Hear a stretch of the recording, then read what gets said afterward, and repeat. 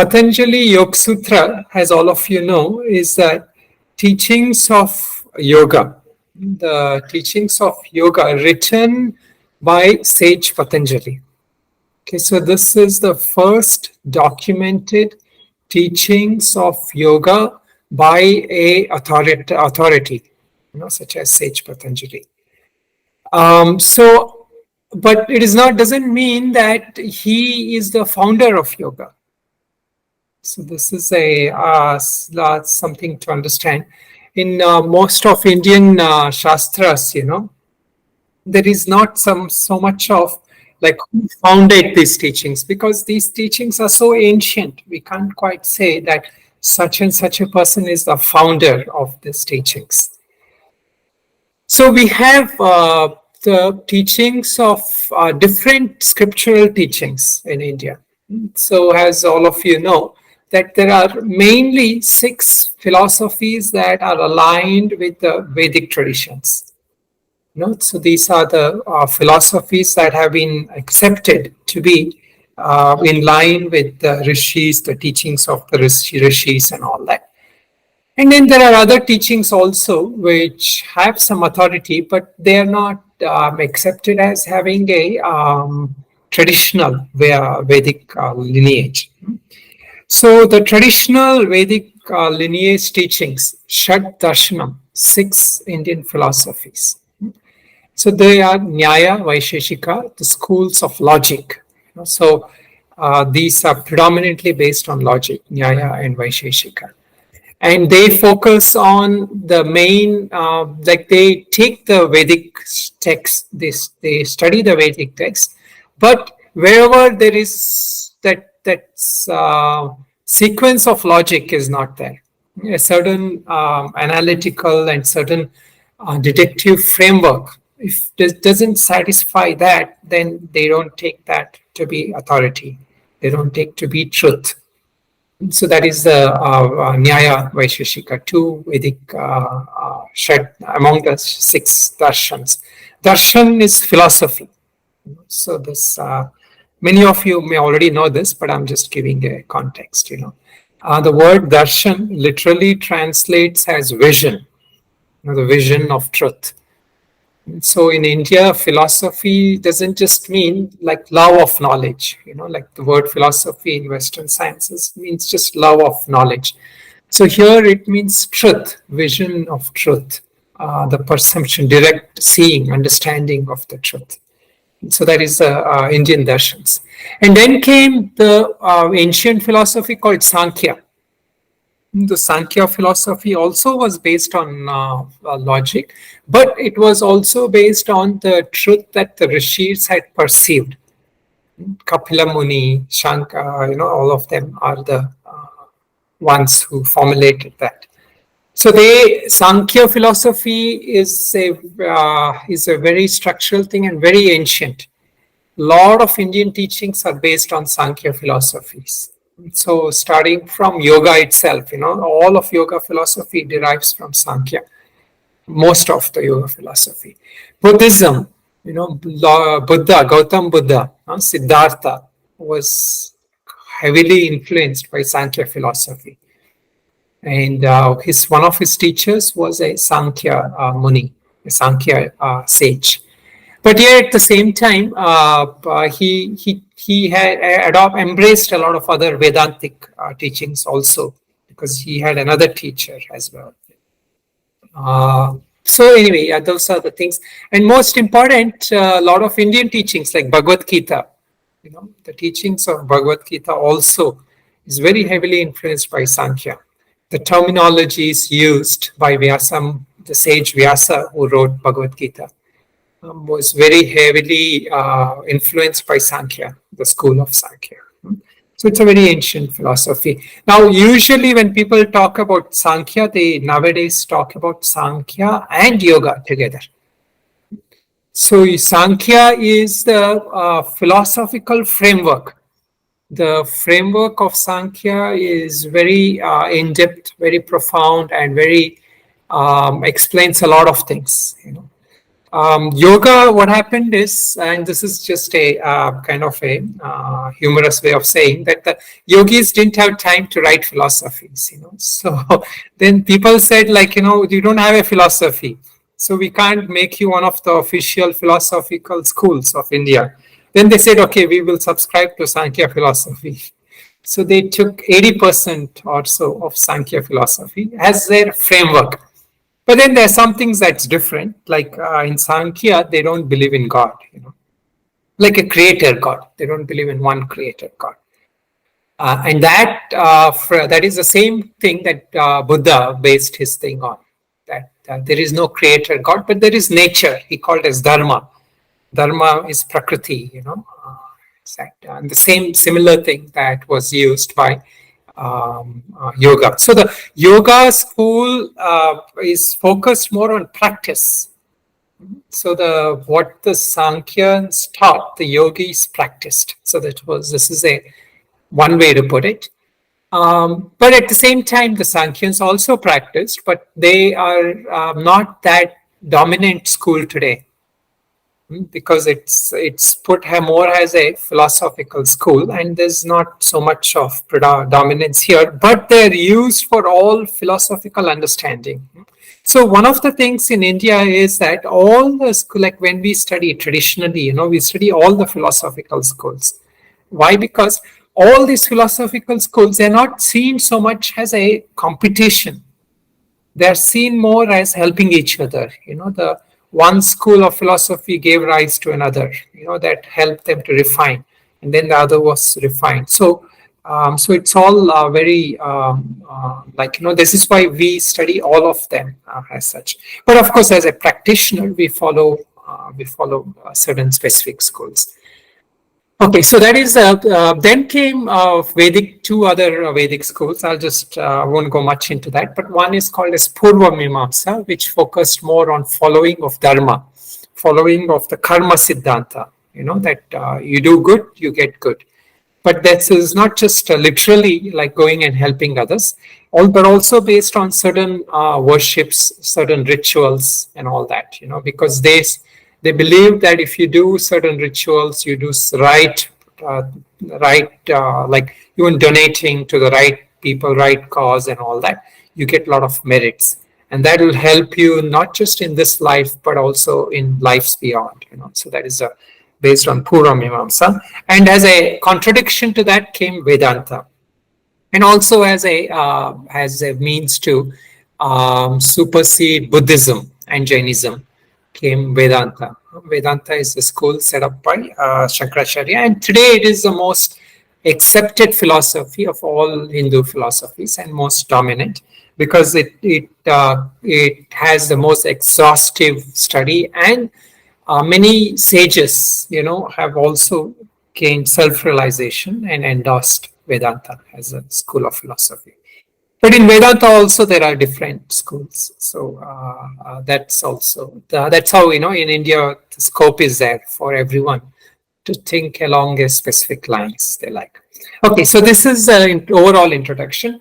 Now, in the non-theistic schools, or the the darshans which are not subscribed to as Vedic philosophies, so there's one is the school of materialism called as Charvak. The Charvak school, it's more like, like you can think of somebody, an atheist person, or not even an atheist, somebody who just is dedicated to having fun in life, so there is also a school in India for that, So these people said, it's actually, there is a sage, there is a specific sage who kind of came up with this. They say that he got sick of all the schools. He studied with all the schools, and he said, like, really, you don't need any of that. You just need to enjoy life. As long as the body is there, enjoy life. So this is a school of materialism, Charvak. And whether we like it or not, many of us at the back of our mind subscribe to that. It's an easy school. It's one which endorses our instinctive needs.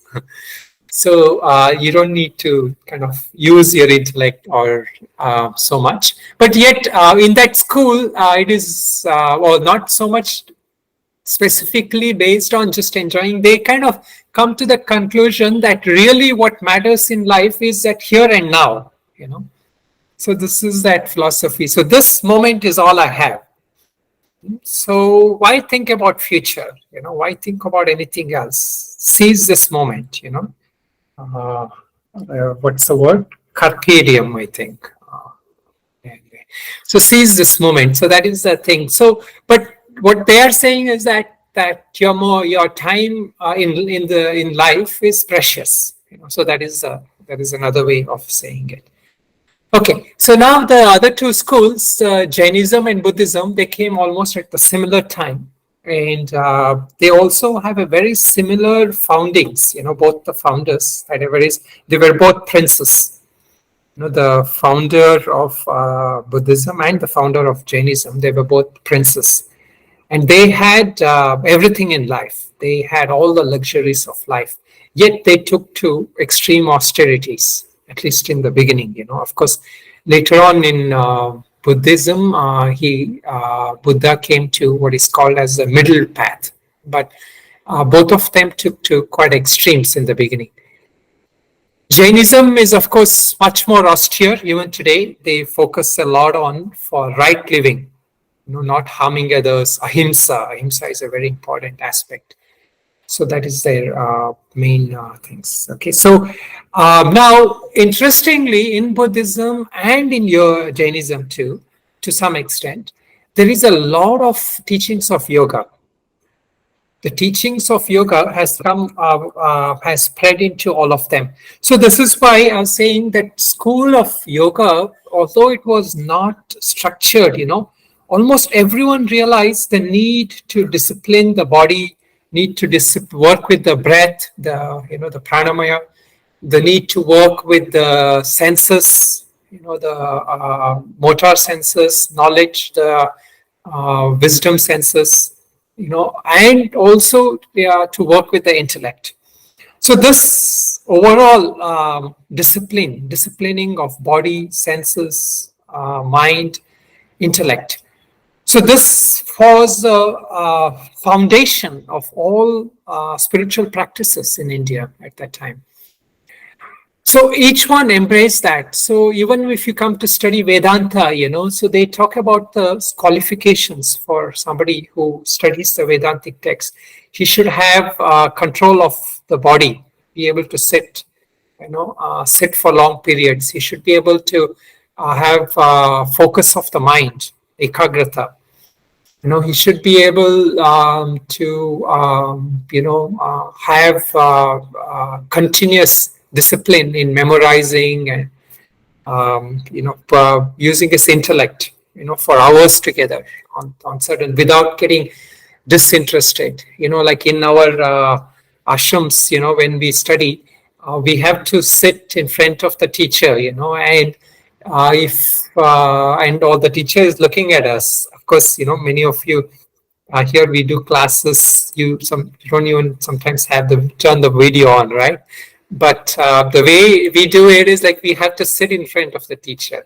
The idea with that is that one is that there is some transmission that's going on when the teacher looks at you or you look at the teacher. But more importantly, if you ever turn a little that side, you know, immediately the teacher will call you out. You know, so the idea is that you have to be completely focused. So if you are at least looking at the teacher, you know, or you're looking and writing or doing whatever, the teacher knows that you are here, present to some extent, you know. So that is so they will call out your names even if you look a little outside. So anyway, this is a part of the discipline, you know, the aspect of discipline all the philosophical schools have. Anyway, I'm just giving you a thing, and you don't have to take it that literally. So now, coming back to the teachings of yoga. So I think many of you know this, and I won't go much into that history and origins and all that. But in India, we always had yogis. So it is like it's like one of those things that we can't quite say that we saw the first yogi at this time. So this is where the teachings of yoga is considered eternal.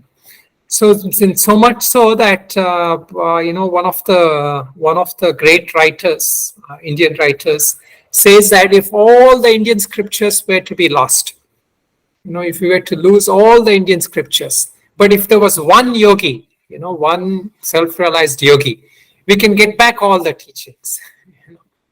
So that is the potential of somebody who has really practiced and established yoga. Because all the Vedic texts, it was said that it came as revelations by divine or nature or God directly to the yogis. And it was passed on word by word, mouth to mouth, So this is how the importance of yoga. So although, like many of us take sannyasa and many of us still focus a lot on Vedanta as the ultimate kind of teachings of Indian traditions. But those practitioners who have not practiced yoga or established in yoga, you can see that they are not able to maintain that discipline, maintain that understanding and that meditative quality that is required for long periods. So an ideal Indian sage, is one, we say that not just one who has practiced yoga or studied all the texts. It is an ideal Indian self-realized master is one who understands and knows that spiritual texts, the highest truths, and yet is a yogi, meaning he's able to manage, he's a yogi in his life, means not specifically that he knows all the techniques and all that, but he is a yogi in his attitude, in his living. He's a practitioner. So this is the difference in teacher. A teacher of India, like when we say Sage Patanjali, why is Sage Patanjali qualified to give the teachings of yoga? So we may say, like, who is a qualified teacher? In today's context, we'll say, does he have a PhD? Does he have some, maybe like, millions of YouTube followers? Or, so this is our measurement of a teacher, right? From a worldly context. But in a more spiritual context, we say, like, who is qualified is one who has practiced, understood, and realized this truth in his life. So he has to be a practitioner. So like if we see a yogi, but he lives, in a palace, or he has a very highly luxurious thing and thing, it's okay. If you are having fun and all that, there's nothing wrong. But what I'm saying is, as somebody who has a self-realized teacher, he will naturally not be inclined to such a living, such a kind of a living where he doesn't follow certain hygienic or spiritual laws. So the practitioner, the teacher of yoga, has to be a practicing yogi. So that is one qualification for a teacher of yoga. And the second thing is that he should know that he should have some understanding of the spiritual texts, ideally. So here also, like when we have just practiced yoga and all that, our teachers say you have to study all the texts. So of course, we study in Sanskrit. But if you can't, at least in English, we should study some of the texts. Some understanding should be there. Why? Because that we will not get dogmatic about one thing. The purpose for studying the different Indian spiritual texts is because that truth is not one school's right. Why truth is eternal, meaning it is universal. So no one philosophical school can claim that they are the only ones which have truth. So when we said our prayer, in the beginning, asatoma sadgamaya, tamasoma jyotirgamaya, mrityorma amritam gamaya.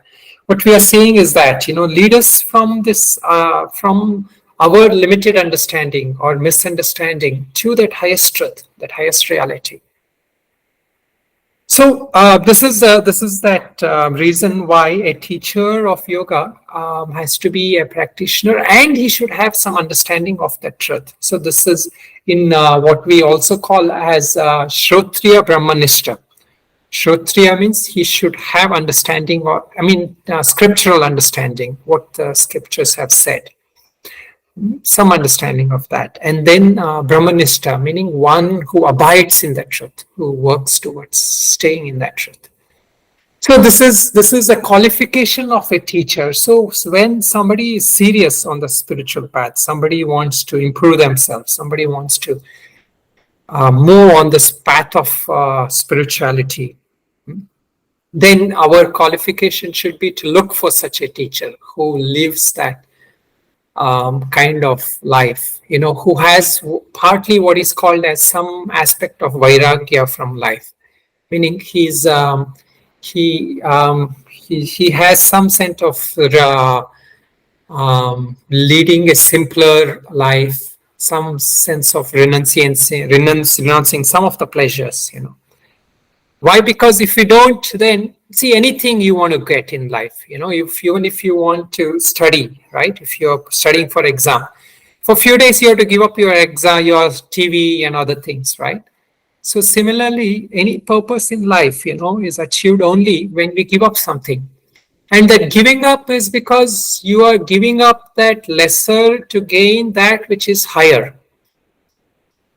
You are giving up the lower pleasures, the lower things which keep you engrossed, to the higher sublime pleasures which uplift you, which keep you in a constant positive state. So this is that shift. Okay, so now this is just a introduction. Okay, now we will come to specifically the Patanjali Yoga Sutras. Okay, so I will explain a little bit later how we will study the text, but now just to finish that introduction. So the Yoga Sutras is arranged in 4 chapters. Okay, so Patanjali Yoga Sutras are arranged into 4 different chapters. The first chapter is called as Samadhipada, and here he talks about the highest goal of yoga, highest vision of yoga. So this is also laying out that full scope. So sometimes the first chapter alone, gives us a very in-depth understanding of yoga philosophy. So there's one book I found online where he has just focused on the first chapter. So Samadhipada, and then comes the Sadhana Pada. So now that you have that vision, what Sage Patanjali gives is the means, the practices. So here what is given as that Kriya Yoga, Kriya Yoga meaning here Tapaswadhyaya Ishvara Pranidhana, austerities, self-study and grace of God, surrendering to the grace of God. He outlines that as the first step. And then comes Ashtanga Yoga, the 8 limbs of yoga. So all that is outlined in there. Then comes what is called as Vibhuti Pada, the third chapter. The third chapter is the outcome of the second chapter. If you have understood what to practice. See, the first thing we need to do is to understand, have the right understanding. So a lot of times this is the problem. Many times when we come to study or practice yoga, we are inspired. What we do is we'll just practice the asanas, we'll practice the pranayama, and we think it's just a set of physical and breathing exercise. That is not the vision Patanjali had, Sage Patanjali and all the rishis. Yoga is not just meant for a temporary sense of physical and mental well-being. Yoga is meant to give you that ultimate well-being, physically, mentally, and spiritually. So it doesn't say that just, okay, neither it is too extremely saying, okay, you, like how sometimes religion can be, right? Where we just say, okay, realize God, have faith in God, go after God. So this is one way, right, where people are led to, but it works for some, it doesn't work for all. Why? Because it doesn't integrate our physical, mental, psychological, and spiritual being. So this integration of all these aspects of us is what yoga is striving to achieve. If we just focus on the physical aspect of yoga, as many times people tend to do, then you do get benefits. But the thing is that path, after a while, you think like, okay, this is all that yoga can give me. And it is also not complete, because the ability to move further in physical well-being requires that you integrate the physiological and psychological well-being as well.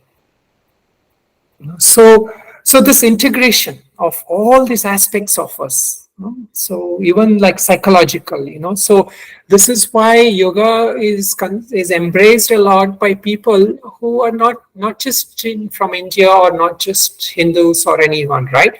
Because it is not just a religion, it is a spiritual life that integrates also our psychological well-being. And I've mentioned this in other classes. Yoga is if you really take to proper understanding and practice of yoga, some of the immediate psychological benefits we see is that improved concentration, improved ability to be in a state of peace, which means giving up easily all our addictions, our anxieties, our fears. So all this, why? Because yoga is not just a way to like a belief, right? When you're practicing, it is not just a physical exercise also. It is changing you at the level of cells, cellular level. What we say also, the nadis, all the nadi shodhana, all our nervous system, it's getting purified, spiritualized. So the prana, nadis, all of them, they're all getting purified by that. So what happens with that? All our thought patterns, our samskaras, we say, our habitual patterns, tendencies, so they all, first step is you start becoming aware of them. Many of us, many of the times are not aware, of our own tendencies. Like one day when we're sitting quietly, you may say, oh, maybe I sometimes get angry. I shouldn't say that. Or, maybe sometimes you may have a light of flash of self understanding. But next day again, morning, all that is forgotten. So this is our way we live life. But what happens is that sense of what today they call as mindfulness, that mindful living is a natural outcome for a yogi. He or she is aware of that changing patterns of thoughts, emotions, body sensations, all of them. Why? Because he has tuned himself to that subtle level, that subtle level of understanding. So that is the reason, why many of that yoga practice, as such, involves results. And this is why I was saying is the sadhana pada is there, why also quite important, the second chapter. The third chapter is the siddhis. So usually, many teachers don't talk too much about that, because the spiritual powers that is listed there, he lists a lot of spiritual powers, all that you can gain. It is considered as a distraction, and Sage Patanjali himself kind of mentions that. So sometimes, many yogis get some siddhis, so even like this thing, we feel like someone, when we are in presence of someone, we may feel something, or they're able to read mind, or they're able to see the future. See, these are all yogic siddhis, but at the same time, many yogis do not focus on developing them, do not focus much on going on them. If it happens, it happens, So that is the thing, Vibhuti Pada, third chapter.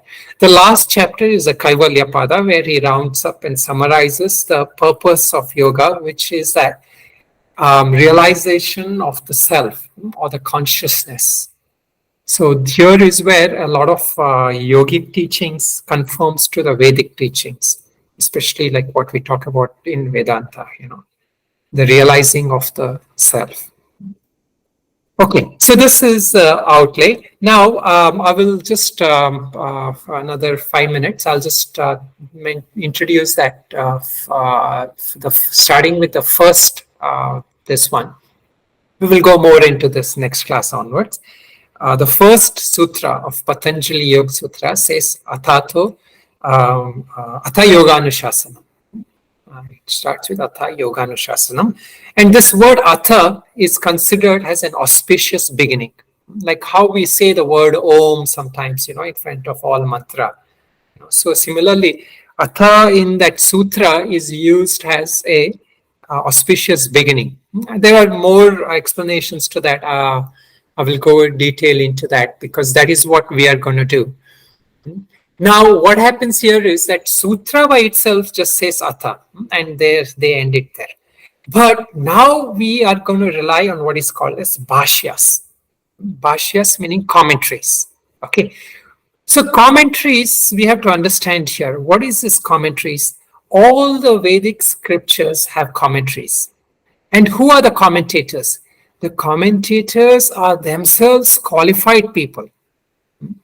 So now what has happened is the problem, especially with the Patanjali Yoga Sutras, is if you look online, there are so many books, and many of them don't conform to the traditional commentators. Or they might have read the traditional commentators, but they give a very loose translations and loose kind of interpretations, Sometimes it's okay because that person has some authority and all that. But in our traditional thing, the person who gives commentary, has to be endorsed by other qualified commentators. So the commentary that is the most recognized and what we study in all the traditional schools, the ashrams, is the commentary by Vyasa. Okay, so there's a dispute. So most people say that this Vyasa is not the same Veda Vyasa who wrote Bhagavad Gita. But at the same time, many people accept that his commentary is the most authentic. So that is one commentary which I will be using quite heavily for this for our class. Okay, Vyasa's commentary, the most traditional commentary. Then there are other commentaries which are also endorsed, like Vachaspati. There's a commentary by a person called Vachaspati, and these are all very traditional, very old commentaries. There's also somebody called Vijnana Bhikshu. So most, that Vijnana Bhikshu, when we say, it's generally a Buddhist monk. But obviously, he must have had a strong and good background in Shastras. So many people accept his commentary as well, Vijnana Bhikshu. So and then there is, of course, a interestingly very Vivarna, meaning notes written by Shankaracharya also on that Shankara's Vivarna. So all this is there. So these are all accepted, and I will be using these bhashyas itself. Okay. All right. So now the reason I was saying this is why? Because see, the word Atha, as I was telling you, we may not really understand what is the importance of that. Similarly, every word that is used in Patanjali Yoga Sutra has a lot of depth and import, which on the surface, by just light reading, we will not be able to understand. So you see, for example, that word Atha, is also used in for Brahma Sutra. There we said Athato Brahma Jignasa. And it's also used for Dharma Shastra studies, like of Purma Mimamsa, Athato Dharma Jignasa. So this word Atha comes in all of them. So we have to look at it from that context.